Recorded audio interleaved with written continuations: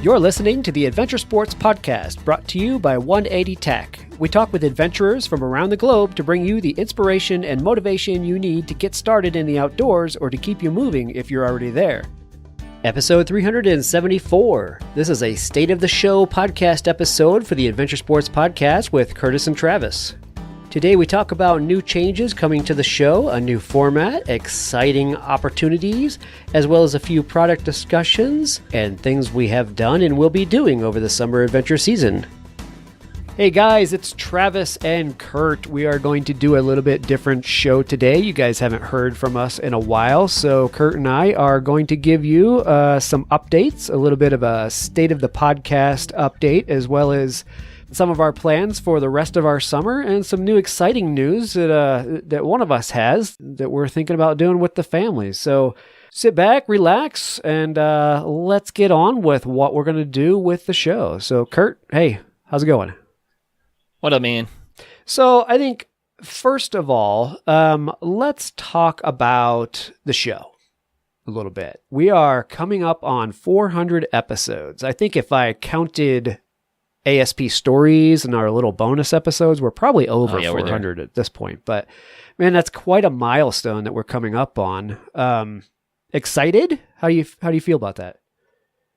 You know what? It's funny because doing this show has changed my life in a lot of ways. It has encouraged me.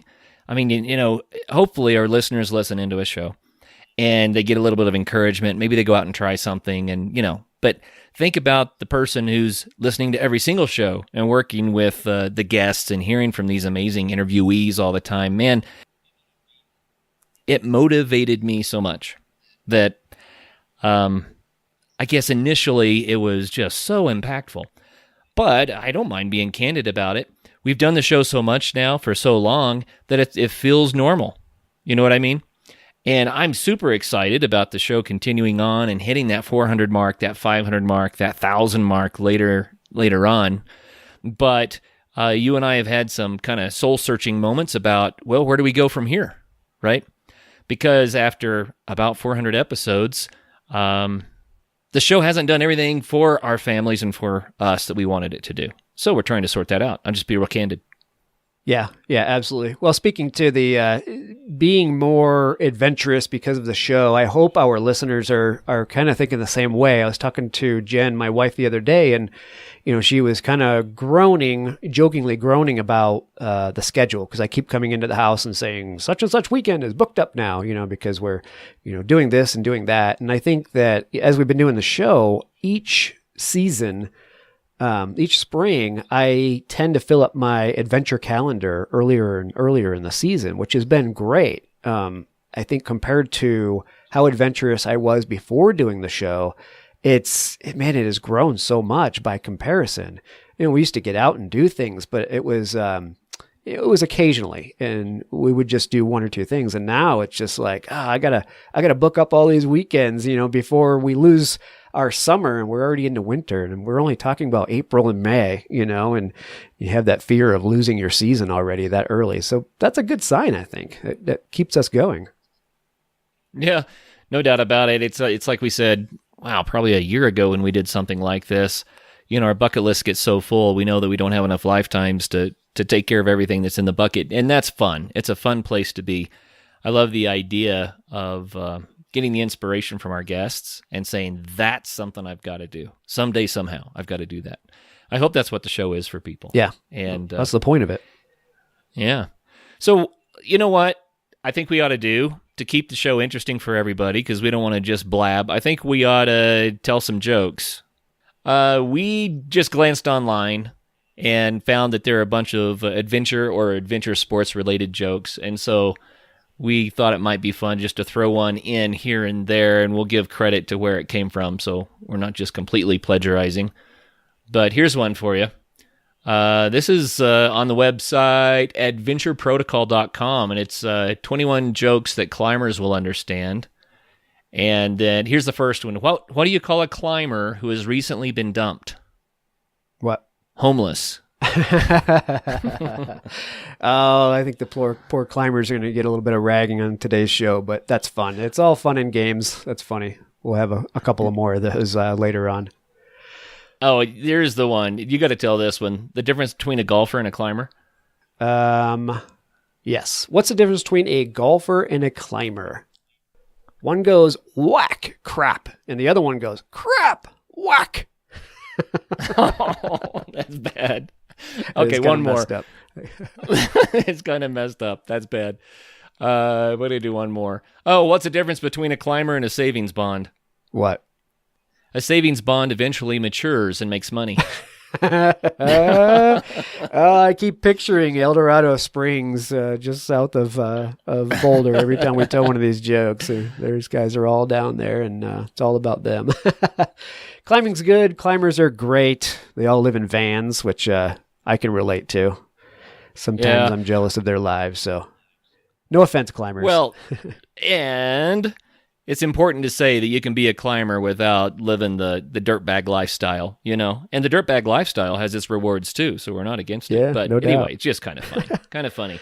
Speaking of, I have big plans this summer to do more climbing. And okay. I'm just going to throw this out there. My daughter's coming home from college, and she is a climber. I've mentioned that on the show before. And she's quite good at it, better than I am. And so I'm thinking about getting a new rope, because my old rope probably should be retired now, and some fresh gear, and trying to be really intentional about getting out on the crags more. So that's part of what I'm planning for the summer. What do you got coming? Well, actually, I mean, if you guys are going to do that, let me know when you're doing it. Obviously, we're distant from each other these days, but we need to get together and do it. My kids have been wanting to do more climbing, and my harness and shoes are definitely growing way too many layers of dust on them at this point. So I would like to get out and do some more myself. We, of course, plan on doing all kinds of mountain biking, and we'll talk about a recent trip that we just had coming down to Gunnison to ride with you guys. As far as upcoming trips, we have a reattempt for the Lost Creek Wilderness backpacking trip coming up. That's actually in another week or so here. If you guys remember right, we got rained out of that one, and we also had to bring a guy down because of altitude sickness. So my buddy and I are going to go back up and retry that loop, and I'm looking forward to actually seeing it, because what I did see, although beautiful, was not the most beautiful part of that trail. So I'm anxious to see that. You've seen it, so you know what I'm getting into, and I look forward to doing that. So on that trip, and I'm very excited about this, I finally get to try out my new hammock. I've not laid in that thing yet because we just came out of winter and it's been too cold to do any hammock camping with my setup. So I'm totally stoked to sleep in the hammock for the first time. So there'll be more information about that hammock and my experiences with it after that trip. It's so fun to get to try new stuff. You know, your Lost Creek Wilderness trip last time, you guys started going clockwise, and so you didn't get to the valley that's so amazing. So I recommend that you go counterclockwise this time. Anybody that wants to see the amazing stuff first, you got to go counterclockwise. Yeah, maybe. It might be a nice reward after a couple of days of hiking, too. So we'll see. I'm not sure which way we're going just yet. I'll have to talk to my buddy and see what his thoughts are. But yeah, that's going to be a good trip. Things that we've done, as I mentioned, the season started out early. My son Harley and I finally got to take our cold weather trip, I don't know, a month or so ago. And it gave me an opportunity to finally camp in that Big Agnes Storm King bag that Big Agnes gave me. This was my opportunity to sleep outdoors in it. I've done a lot of sleeping inside the van and even colder temperatures in the van, but it's different because of different layers underneath you and insulation. So this was a trip to go out and snowshoe in and do some snow camping in that bag. And I have to say, I am more in love with that bag than I have been. It's been a phenomenal bag. It's comfortable. It's cozy. In fact, we just used it on a family camp out this past weekend, and temperatures got pretty cold outside. And both my wife and I slept different nights in it, and we both had the same experience. It was just it was super warm. I'm blown away about how much heat that bag reflects back onto you. So I don't know. We got a chance to do that trip up in the snow on I forget which weekend it was, but they had a good snowfall. We snowshoed in there. It was just east of the Indian Peaks Wilderness, and we did a night over there.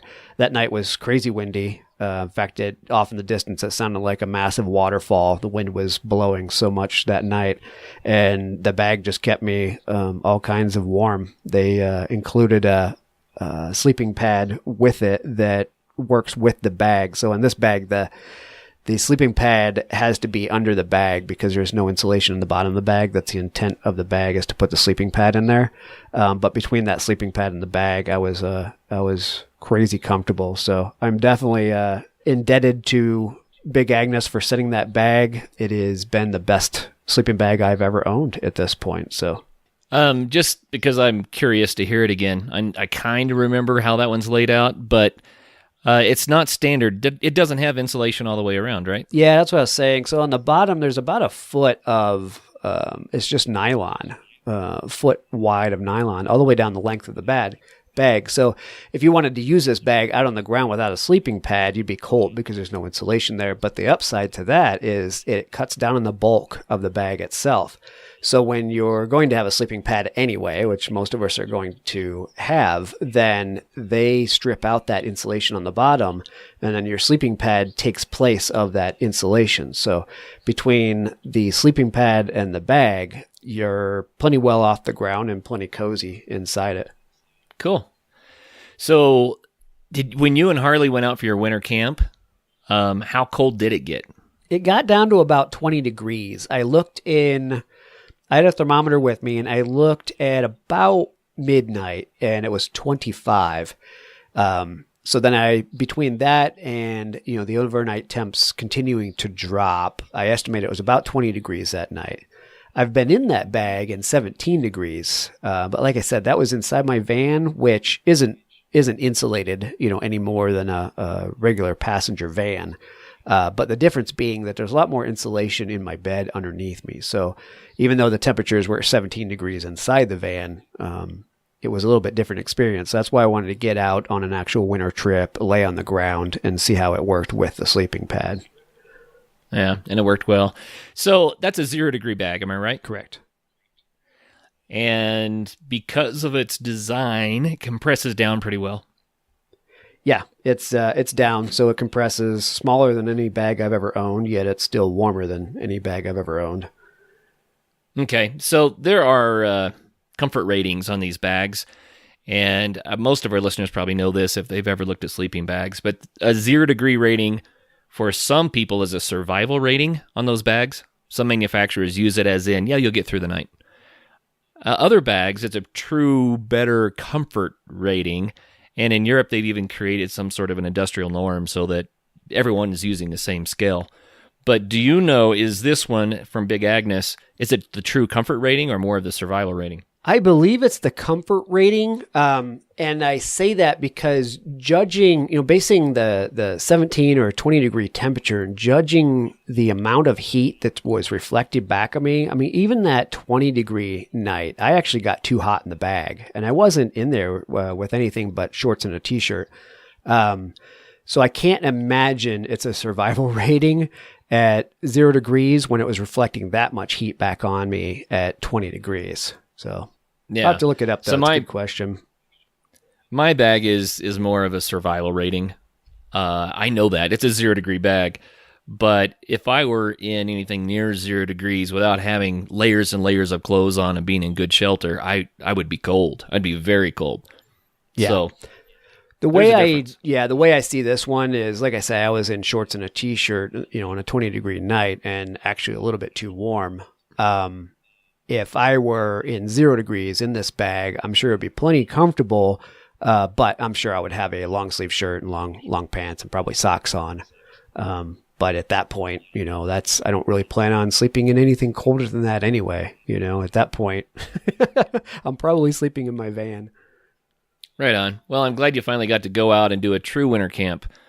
So had to be fun. What was it like for Harley? It had to be one of his first times to get out in the cold overnight like that. Yeah, that was definitely his coldest trip. He had never gone on the snow cave trips that you and I had taken, but he enjoyed it. He has a thicker, heavier, less expensive bag, but he was plenty comfortable. But he really enjoyed it. We kind of got out there. It was a Friday night, and it was windy. The wind was howling on our way down the trail. I'm thinking, man, do we turn around? Because although you can certainly sleep in the wind and survive the wind, wind to me is just annoying. There's no fun, existing in wind. So we decided to continue on, and we got a few miles back in there. It was kind of the point of no return. We weren't going to come back out late at night. So we stuck it out.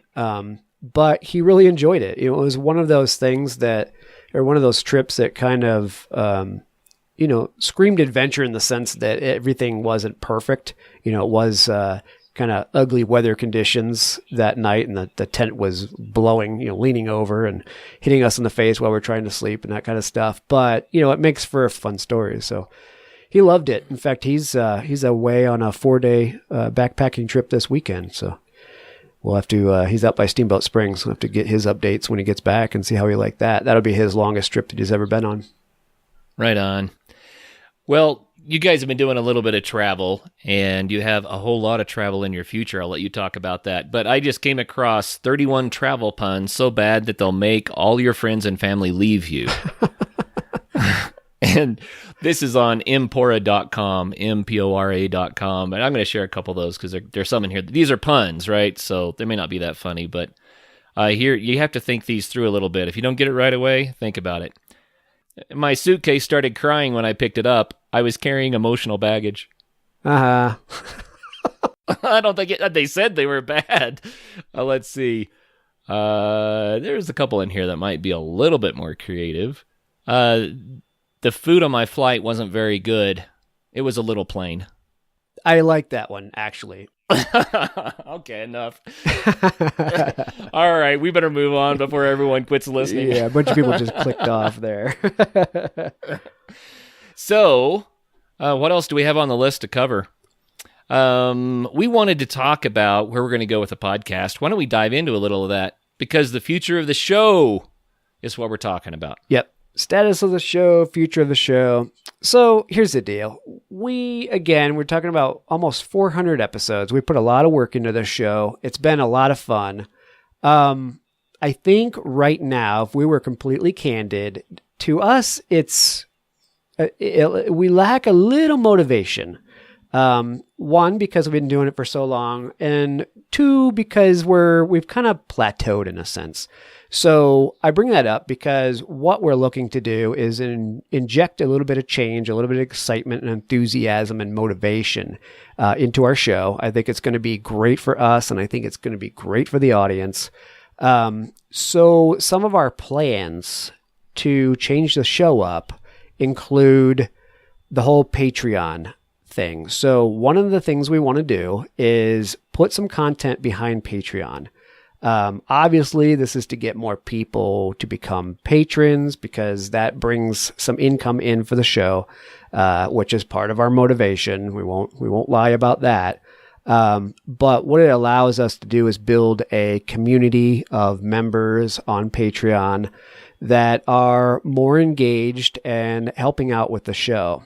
So what I mean by that is some of the things we're going to do is we're going to put at least one episode a week behind the paywall of Patreon. So when you're a patron, you're a member of the show by becoming a patron, then you are the only ones that can hear that episode.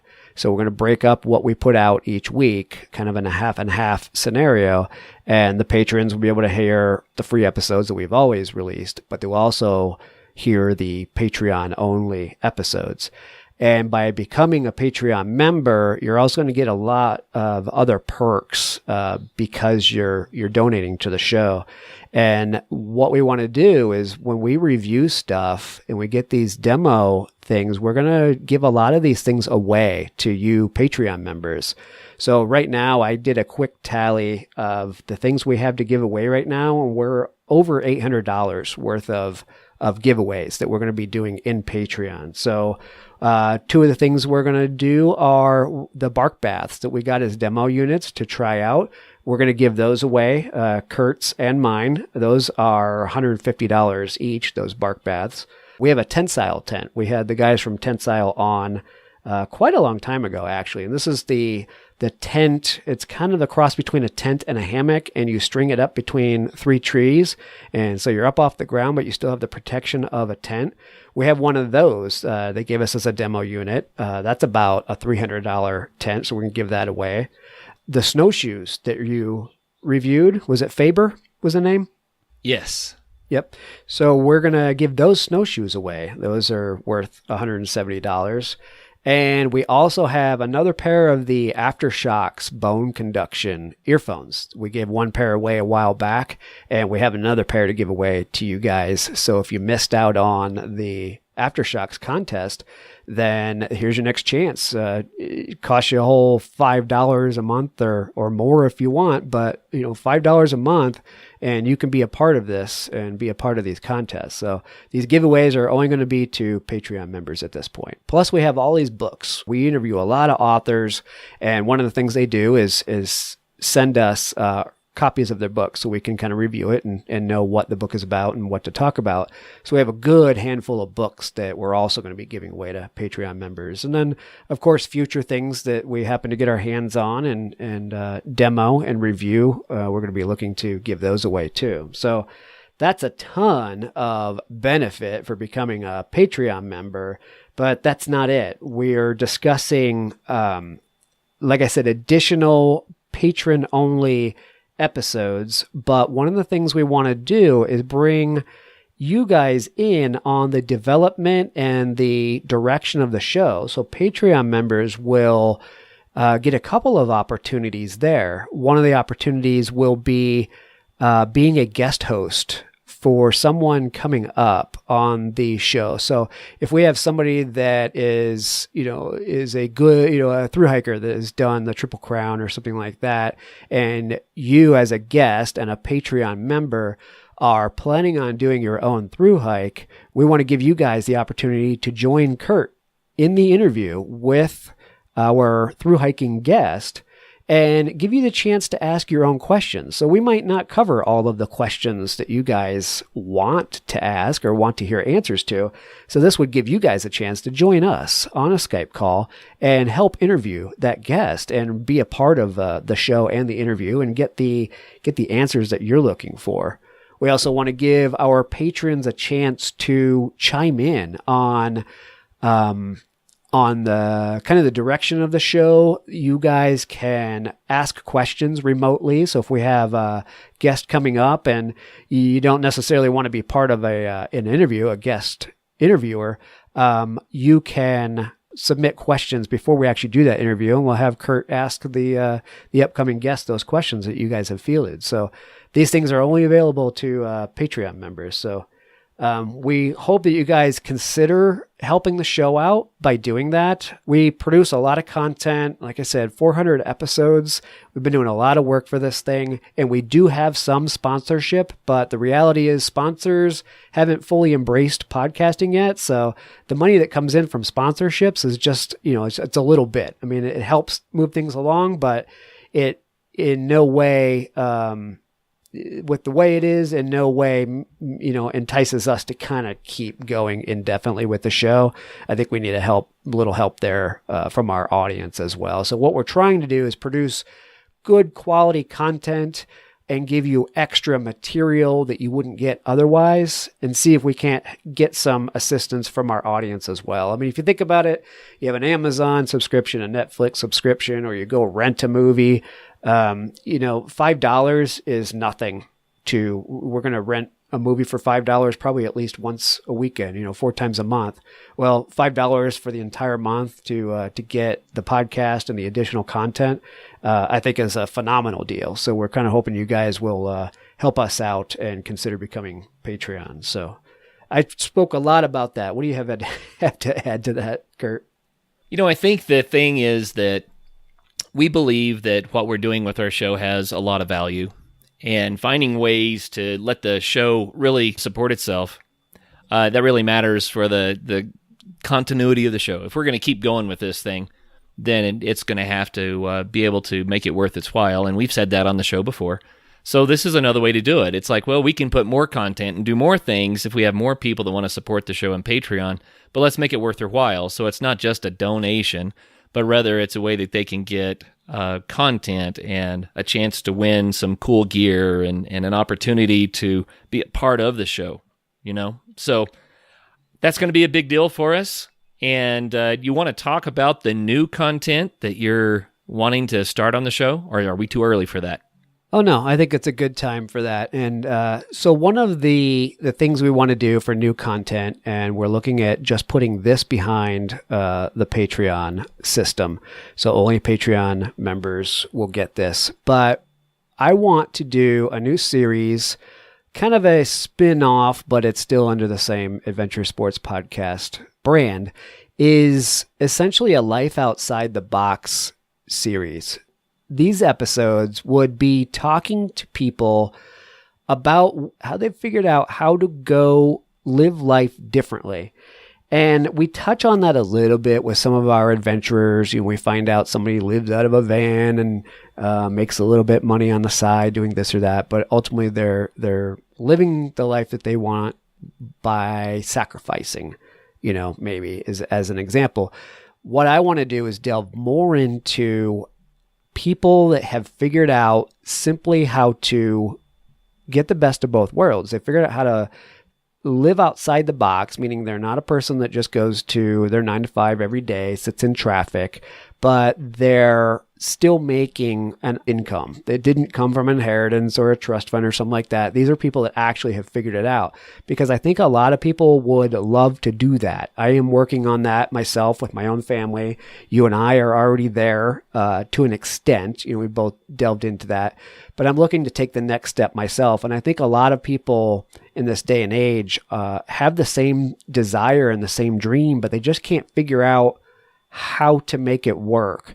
And there are plenty of people out there who have figured out how to make it work. And we want to hear from them and talk to them and see how they manage to do it and what their day-to-day life is like living outside the box. So it will still be adventure related in the sense of, these are people that are, involved in adventure travel, and they're having some sort of adventurous life because they've made this choice, but they're not sacrificing to do it. They're probably not living out of a van and, eating ramen noodles every night. They figured out how to do both things and, have their cake and eat it too. So I hope you guys would be excited and enjoy episodes like that. It's something that I look forward to, and I think it'll be great episodes. So again, those will be patron-only episodes.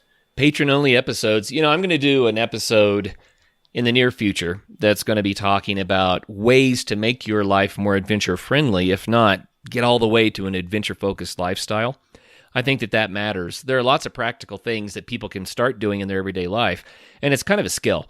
You can take your current life and tweak a couple of things and make room for adventure, but you can also totally revolutionize your life and get a completely different outcome. But I want to do a show about that, and I think maybe we'll air that both places. But that's just going to be kind of the tip of the iceberg of where we want to go, interviewing people that have found a way to have the kind of lifestyle that so many of us really want to have, And so I think that'll be fun. So Travis, what's the difference between a climbing guide and a large pizza? I don't know. A large pizza can feed a family of 4. That's just wrong. That is kind of messed up. And then I found some jokes online here. This is forumsmtbr.com, but these are biker jokes, mountain biking jokes, road biking jokes. Here's some things, some translations, so you can better understand biker talk. Here's the guy who says, "I'm on a beater bike." The translation is, "I had this baby custom made in Tuscany using titanium blessed by the Pope. I took it in a wind tunnel and it disappeared. It weighs less than a popcorn fart and costs more than a divorce." I like it. And that's another thing we wanted to talk about, actually, and maybe I'll make it part of the show about how to get more adventure in your life. It needs to be, and that is the cost of this stuff. It's not just a matter of figuring out how to feed yourself and your family while you're doing adventure. It's also a matter of affording the gear. And so we're going to dive a little bit more into that sort of stuff behind the Patreon wall, maybe make it more practical. And hopefully that'll be something that everyone's going to want to listen to. I know everyone will want to listen to it. We need every single person on the planet to listen to it behind our Patreon. Oh, absolutely. And I know we've talked about the Patreon thing quite a bit, but it's a need. It's something we need to grow and to continue our show. I think everybody wants some, free stuff in this world. I think with the days of Google and, expectations that you can just go online and get free media and free entertainment and, free Google Docs, all that kind of stuff, that stuff on the surface is free, but there's always a cost, obviously. We give up our privacy and our data to pay for those free services. When it comes to a show like this, there's no such thing as giving up your privacy or your data or your information, anything like that. Even if you're joining our mailing list, that's not information that we sell. We don't make money off of you guys signing up. We simply use that to let you know how the show is going and keep you apprised of what we're doing. So for us, we really do need some paying members to help keep the thing going. And what we want to do is give you guys, you paying members, a whole lot extra for doing that. Lately, or I should say to date, our Patreon has been pretty much hey, if you really like the show, donate to us. But to be completely candid, we get $60 a month out of Patreon. I mean, that's what comes through there. So it doesn't do a whole lot. We truly adore the people who have ponied up, the trailblazers, who have donated the show under that guise and not really getting, any benefit. They're just doing it for the love of the show. And you guys are great. We really appreciate that. So we want to take that one step further and give you a whole lot more content and hopefully entice you guys to be more a part of the show and help us continue. Because we want to continue this. We need a reason to continue. I have a quick joke for you real quick. Because as you were telling him, I was looking at another one. How can you tell Santa is a climbing bum? I don't know. How do you know that? He's got a beard, always wears the same clothes, and only works one day a year. Oh, sorry, climbers. And remember, I is one, so hopefully that gets me a little grace. Yeah, that's funny, man.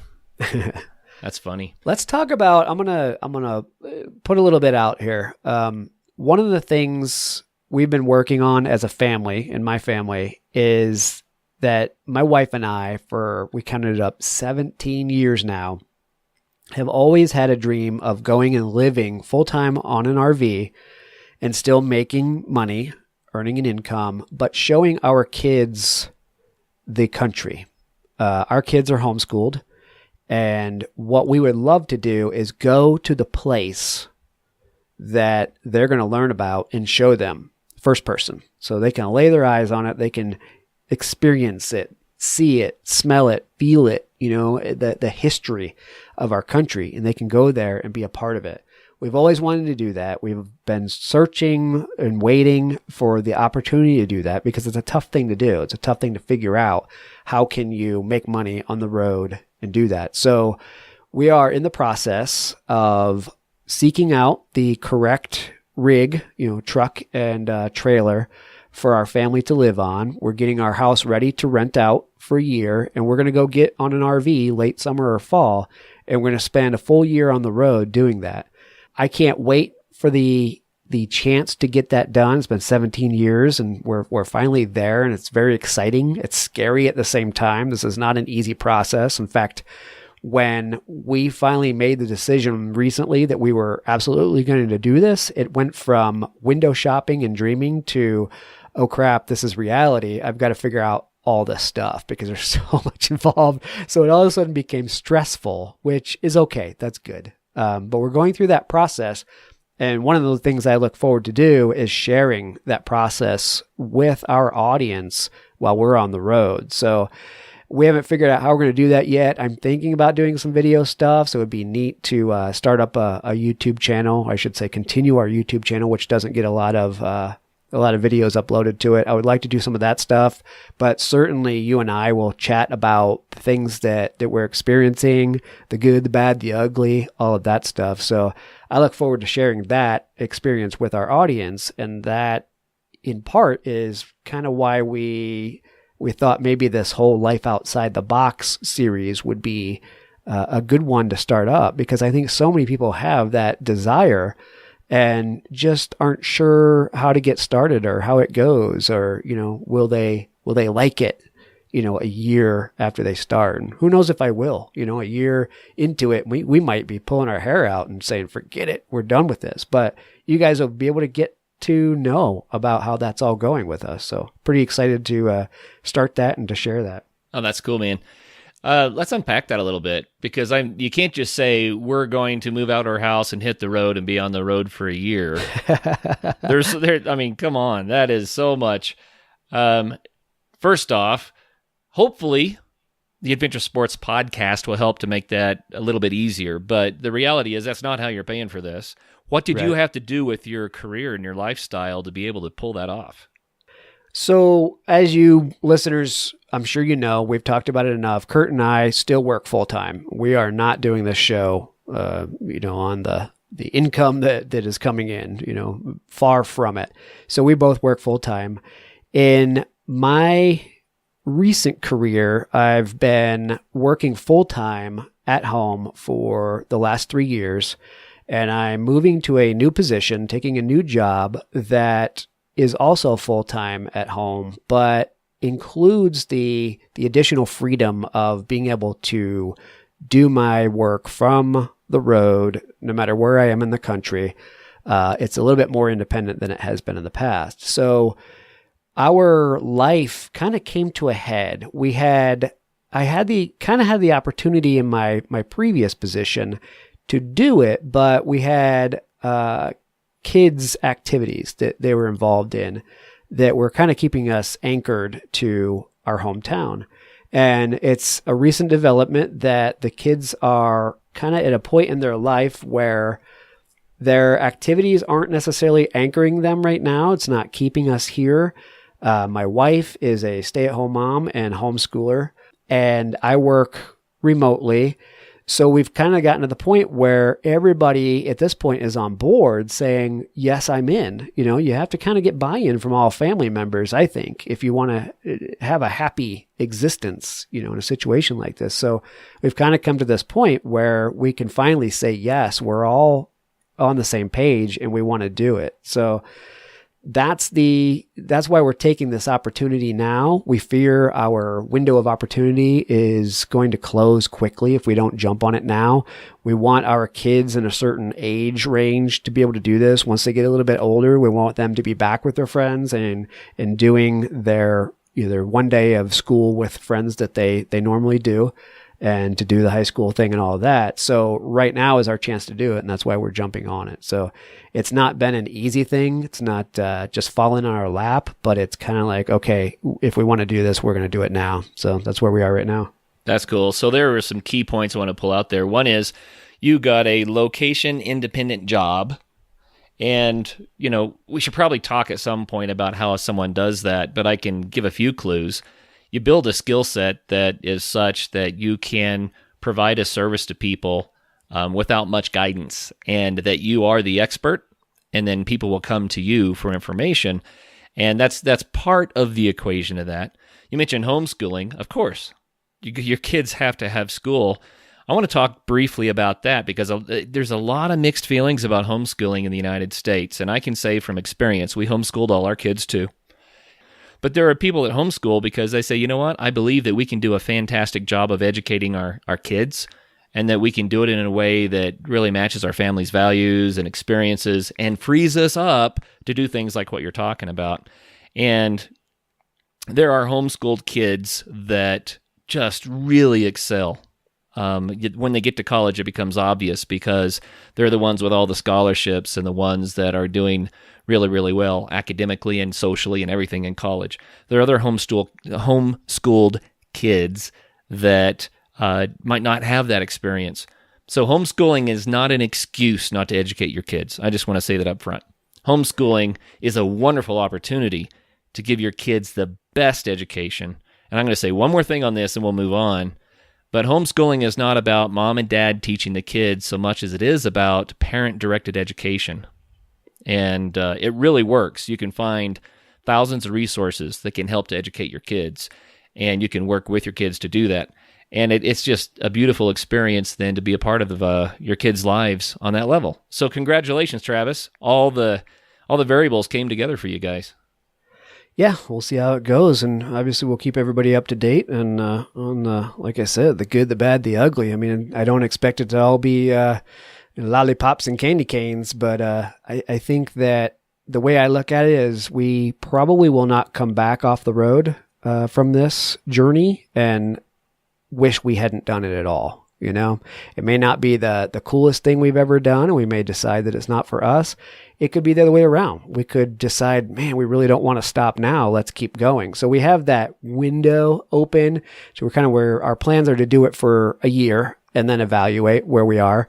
And then we may or may not decide to do a second year, depending on how we all liked it and where things are in life. I mean, jobs can change, and obviously that could shut the door on everything and pull us back home. But we have to take the opportunity. I'm looking forward to it. So you're not planning on taking a year-long vacation. You're planning on working and schooling on the road to add variety to your life experience. Exactly. Yeah, I'll still be working, during the day, every day of the week, like I do now, except for weekends. And and Jen and the kids, they'll be doing their schoolwork, and but at the same time, we'll be in a different location, something new and exciting each week, and be able to show the kids what the rest of the country is like, because the United States is a big country, and so many of us have not traveled hardly any of it. And when my kids get done with college and are thinking about where they might want to take a job and what they want to do for employment, my hope is that they will have a good feel for the entire country.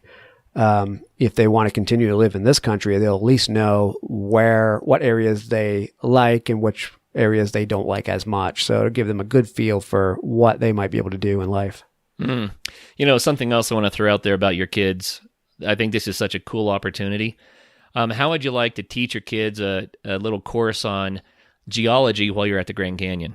How would you like to teach government and civics in Washington, D.C.? How would you like to teach about the Civil War in Gettysburg? Why not teach about how European settlers first came to the Americas in places like Plymouth? Why not?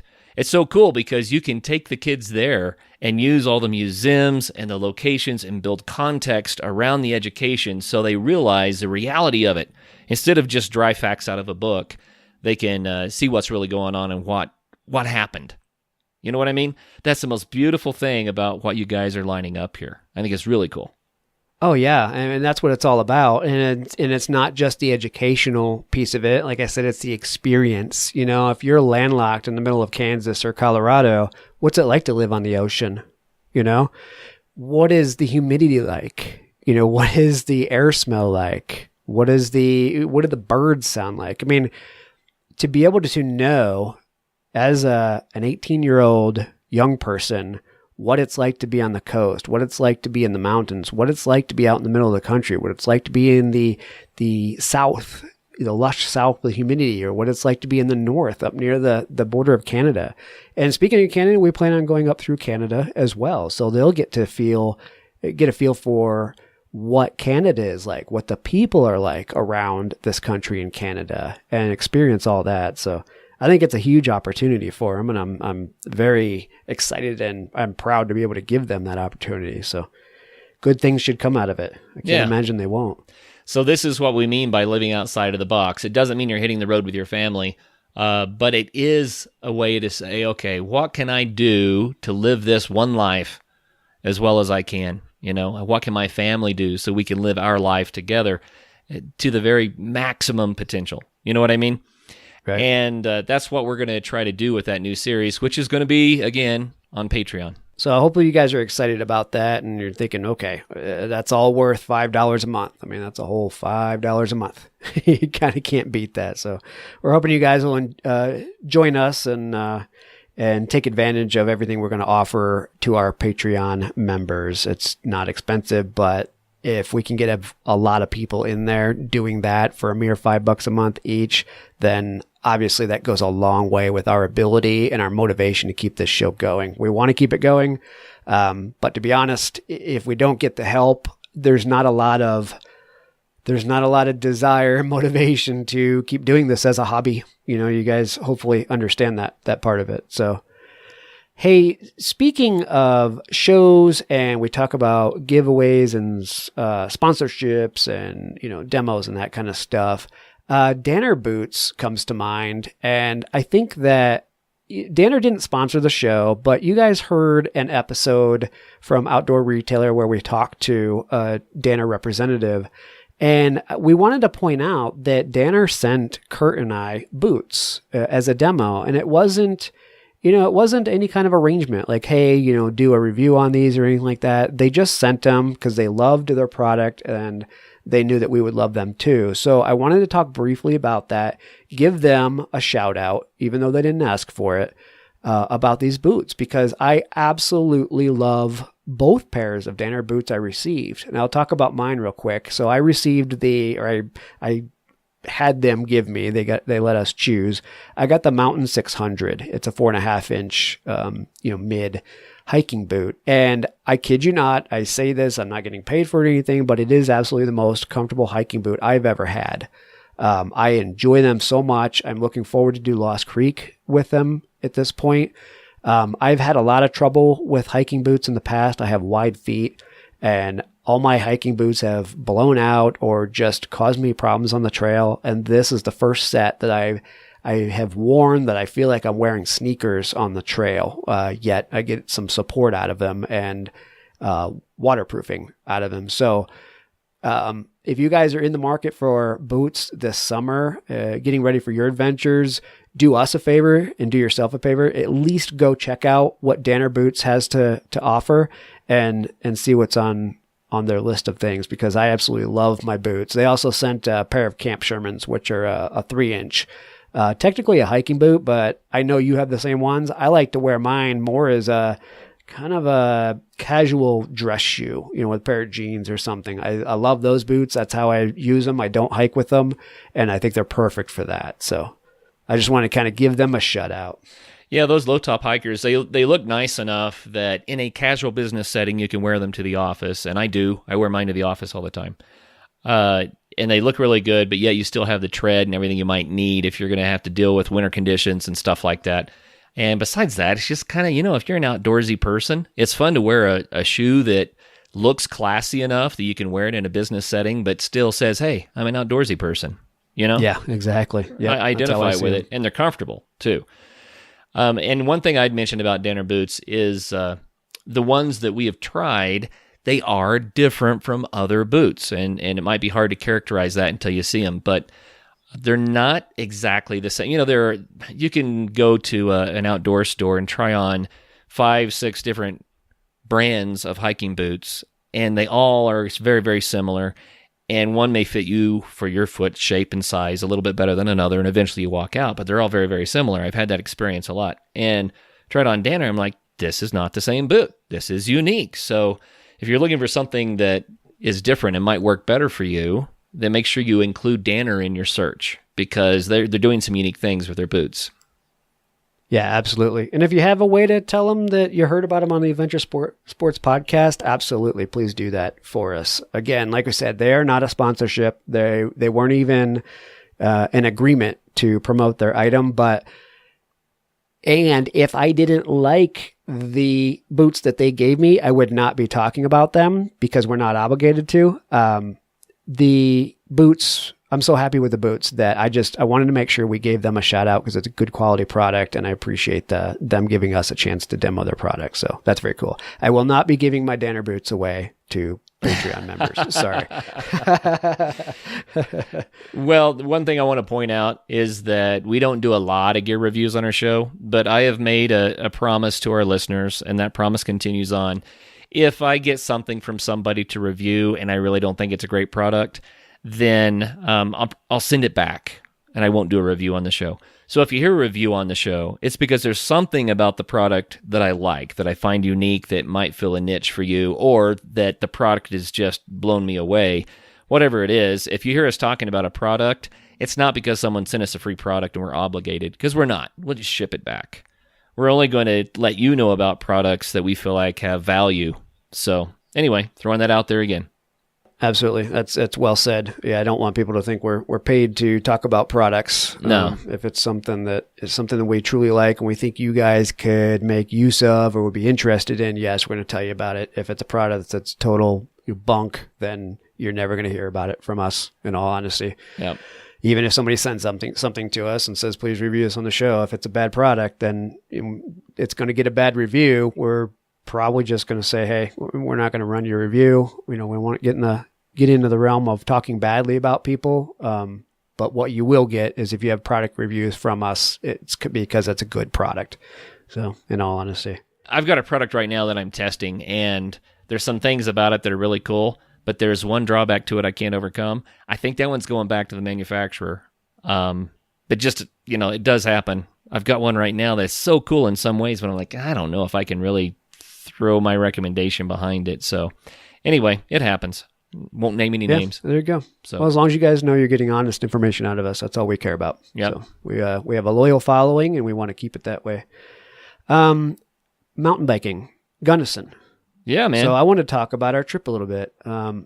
I had the bug early this season to hop in the van, my son and I, Harley, my son, and I, to go somewhere. I wanted to get out of Dodge, go camp out of the van, and mountain bike straight from the van, because to me, that is the coolest way to do it. I mean, just wake up in the morning, make yourself a cup of coffee, get some breakfast, and then hop on the bike and go, instead of, loading all your equipment and driving up to the trails, all that stuff. So I had that bug, and I contacted you about it.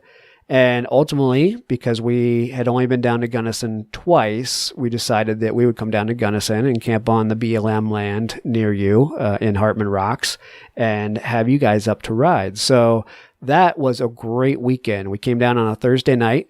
I actually worked out of my van during the day on Friday, and then you guys showed up on Friday evening and hung out. We did some riding, we did some camping, and had an absolute blast. It was a great weekend, but we had a little bit of a dilemma and tragedy that weekend. So I'll let you talk about it. Well, you make it sound really tragic. I don't think Dan. Dun. Yeah, I don't think Dan would think it's quite that tragic. He has such a great attitude. But mountain biking, I want to point out, has become a really great family sport because it's something that you can do together. And what's neat about it is, let's just compare it real quickly to like motorcycles. A lot of people like to get their kids involved with motorcycles. They go out and ride motorcycles together. But you have a helmet on, a loud bike. You don't get to communicate. You're together, but you're not interacting that much. And you get on a mountain bike. Now you can talk while you ride, and it's slower. And you pause and try to get up stuff together and laugh about it. And anyway, it makes a beautiful family sport. So families out there, if you're looking for a sport, I would look into biking, mountain biking especially.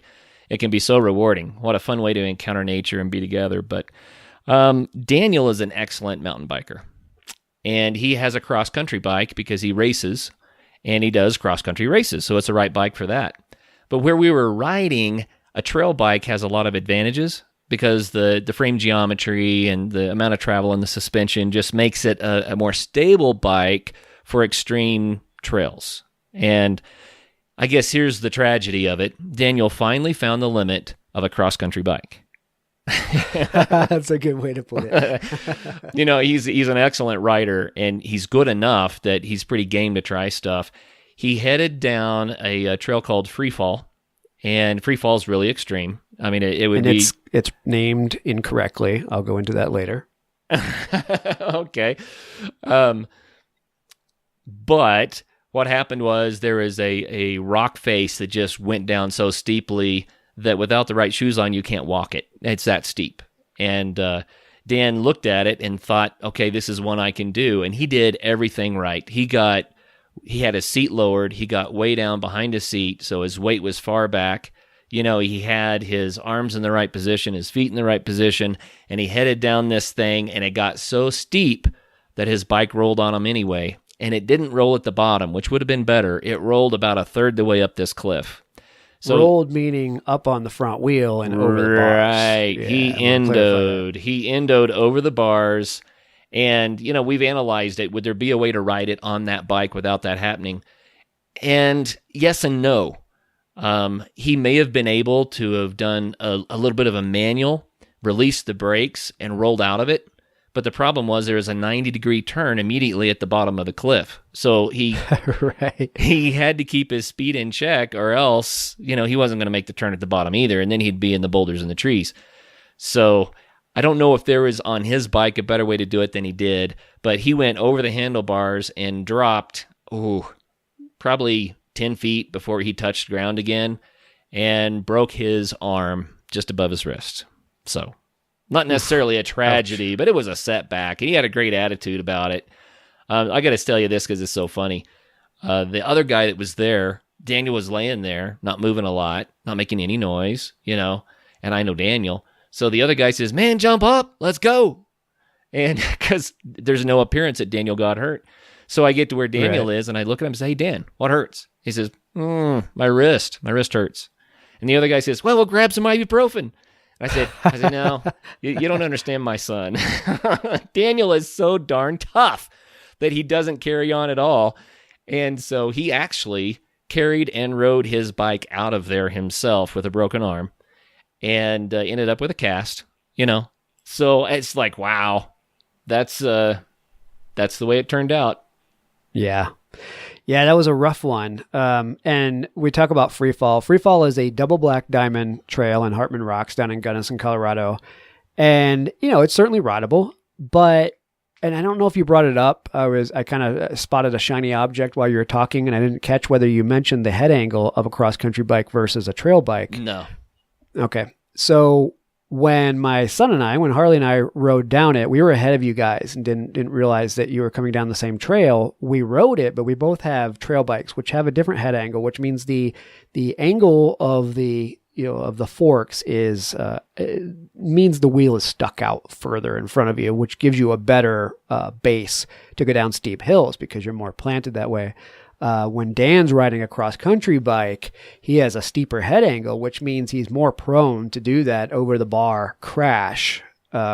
So when Harley and I rode down it, I looked back, and I said, well, one, I would never do that, without a dropper post and be able to get back over the wheel, which Dan was able to do, luckily. And then after the fact, it was pretty obvious that, if you're on a cross-country bike, man, it makes it even tougher to get down there and keep your weight far enough back to keep it off of that steep head angle. So poor Dan, good for the guy for riding it, and hopefully he gets back on the saddle soon and his arm heals up for him, but we wish him all the best. And it was kind of an unfortunate event and a crazy day because of it. Yeah. But he's a strong kid. You're right. He's a tough kid.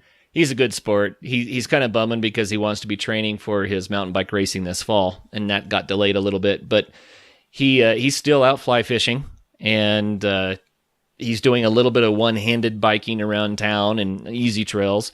He's staying active and looking for ways to do other things. He's being a real good sport about it. So yeah, that's just the way he is. Well, let's talk about upcoming things. I don't know at this point what my next adventure after the Lost Creek Wilderness backpacking trip is. I assume the summer was going to be chock full of adventure, but now that we've decided to do this RV thing, I have so many things to put in place. I have to get the house ready, get the yard ready, get rigs figured out and bought and all of that. A lot of financial things to figure out in order to make all that work. That's like a big puzzle. So I don't know what else my summer is going to entail other than all of that work. What do you have planned? What are you thinking? Well, I have this is the problem with doing the Adventure Sports Podcast. You get so many ideas and you can't do them all because the time's so limited. But we're going to do a lot of mountain biking. That's a given. That's just kind of what we do these days. But my oldest son is coming home from college, and he says, Dad, I want to climb a lot of 14ers this summer. And he's willing to climb the ones that I haven't climbed, which means I'll get darn close to finishing my list. I haven't really tried to finish the list. I started climbing 13ers. But if I'm going to go back and do more 14ers, then I think I have something like 16 to go. So anyway, we're going to climb a lot of mountains. And then with my daughter, I want to do a lot of rock climbing. She really enjoys trad climbing. And so we're going to jump into that more because it's something that the two of us can share. And I can improve my skills that way and get back into rock climbing a little bit more. And so those two things are kind of a focus for it. Also want to do some family camping and that sort of thing. But we just moved to Gunnison last fall. We feel like we are camping in the sense that we're in such a great location to do fun things. There's no end to it. So we're just going to keep exploring the area, man, and finding what kind of adventures we can have close to home. Right on. Well, and in a busy life, you can't exactly schedule your whole summer out either. I mean, we would love to, but, we both know how things go. You almost have to take it month by month or maybe even week by week at that point and just kind of figure out when you can squeeze the adventure in. I'm sure a lot of people listening can relate to that. But good. It's going to be a good summer. I think we've gotten off to an early start, both of us, and I'm excited for what comes out. Yeah. Just a word to the wise, don't break your arm at the beginning of mountain biking season. Don't Right. Don't break your leg or twist your knee at the beginning of ski season. Take it easy. And one thing that came out of that, Dan, he's a smart kid. He says, wow, I probably should have worked up to that a little bit before I just tried that really big one. And so he found a limit. But one word to the wise is find something that pushes your envelope just a little bit. Do it 10 times in a row until you've got it really hammered and nailed. And then you'll find something that pushes the envelope just a little bit more and do it 8 or 10 times. What I'm saying is don't just start looking for your limit and going harder and harder and harder and harder and harder because you will find your limit and it can ruin your season. So, yeah, just a word to the wise. That's a true statement.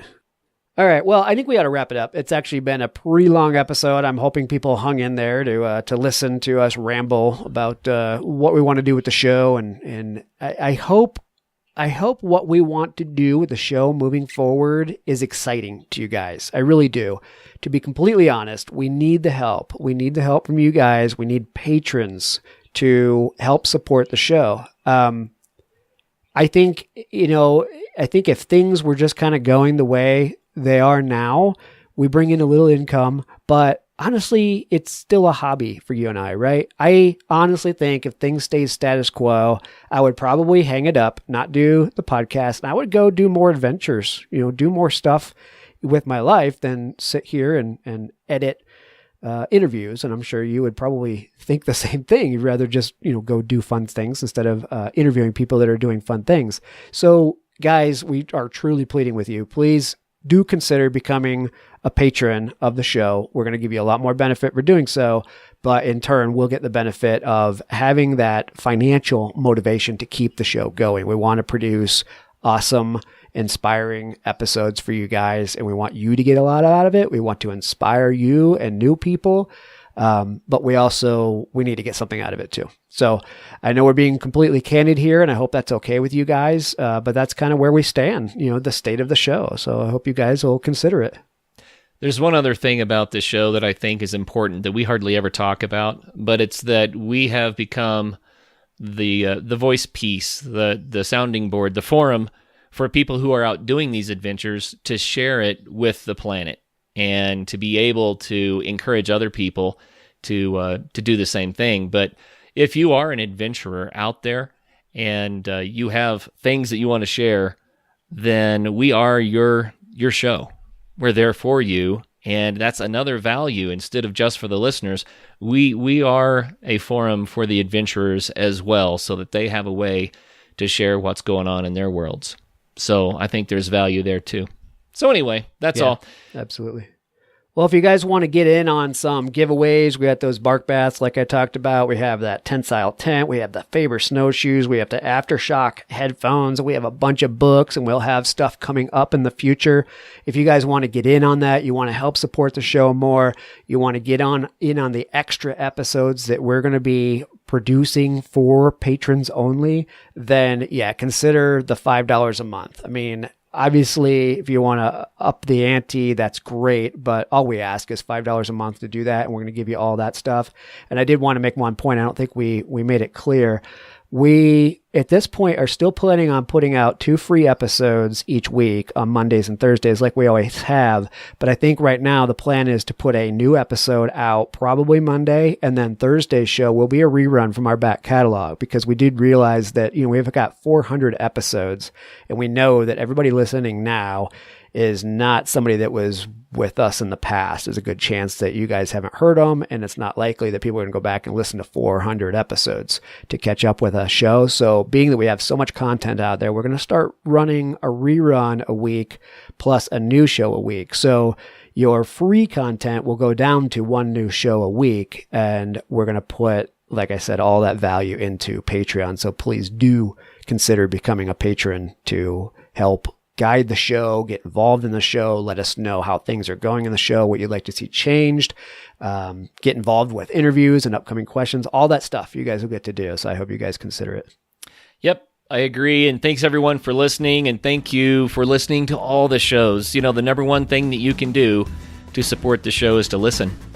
Download the shows, hear what our guests and interviewees have to say, get some perspective and some motivation. Listen, but then share it with your friends. It makes so much difference if you just simply grab a link and email it or text it to a friend and say, dude, listen to this one. That is worth so much for us. So thanks so much for listening in. Make sure you do get out there and have some fun.